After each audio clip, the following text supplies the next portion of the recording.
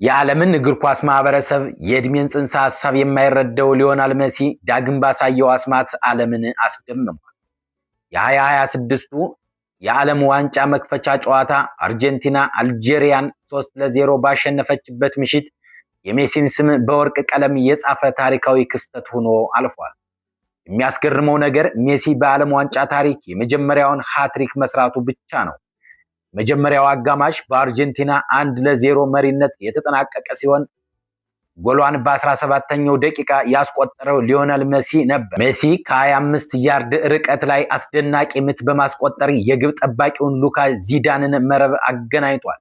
ይህ የመጀመሪያው አጋማሽ በአርጀንቲና የኳስ ቁጥጥር የበላይነትና በአልጄሪያውያን የመከላከል ስልት የተሞላ ነበር። የሁለተኛው አጋማሽ ፍልሚያ እና የዚዳን ስህተት ከእረፍት መልስ አርጀንቲና መከላከሏን በማጠናከር አጥቅታ መጫወት ቀጠለች። በ60ኛው ደቂቃ ላይ አሌክሲስ ማክሳሊስተር 25 ሜትር ርቀት የመታውን ኃይለኛ ኳስ የግብ ጠባቂውን ዚዳን በአግባቡ ማራቅ ባለመቻሉ ኳሷን ወደ መሃል በመጥፋቱ በአካባቢው የነበረው ሜሲ እንደተለመደው ነቅቶ በመገኘት ሁለተኛውን ግብ በግሩም አጨራረስ መረብ ላይ አሳረፈ።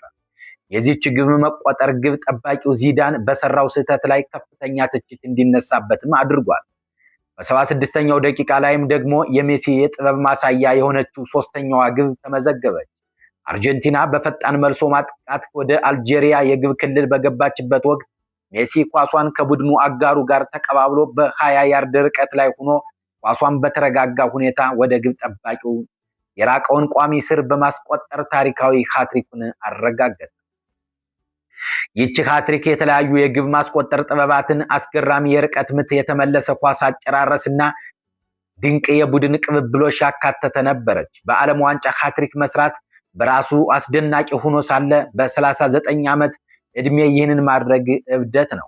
ይህ ታሪካዊ ምሽት ሊዮናል ሜሲንን በዓለም ዋንጫ ታሪክ ከፍተኛ ግብ አስቆጣሪ ከሆነው ሚሮስላቭ ክሎዝ ጋር እኩል ሪከርድ እንዲጋራ አድርጎታል።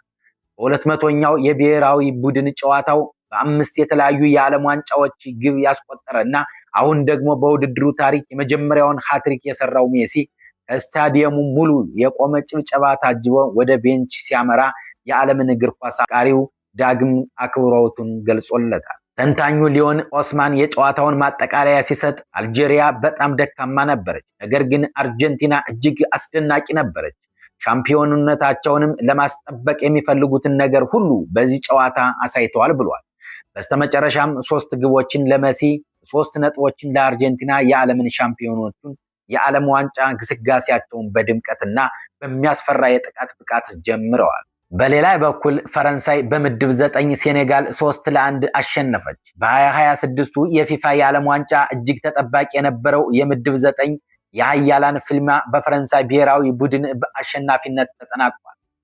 ታሪካዊው የ2002ቱን ሽንፈት ለመቀበልና በውድድሩ ጠንካራ ግስጋሴዋን ለመቀጠል ያለመችው ፈረንሳይ ብርቱ ተቀናቃኟን ሴኔጋልን አስደናቂ ማሳረጊያ በታየበት ጨዋታ 3-1 በሆነ ውጤት አሸንፏል። በመጀመሪያው አጋማሽ የሴኔጋል የአንበሶች ስብስብ ጠንካራ ፉክክር ማድረጋቸውና የፈረንሳይን ማጥቃት መስመር መገደብ ችለው የነበረ ቢሆንም ከእረፍት በኋላ ጨዋታው እንደተጀመረ ሴኔጋሎች በአጥቂያቸው ኒኮላስ ጃክሰን አማካኝነት ወደ ግብ በመድረስ አደገኛ ሙከራዎችን አድርገዋል። ጃክሰን የመታው ኳስ በግቡ ቋሚ የተመለሰ ሲሆን ኢስማኤላ ሳርም ያገኘውን ወርቃማ ዕድል ሳይጠቀምበትም ቀርቷል።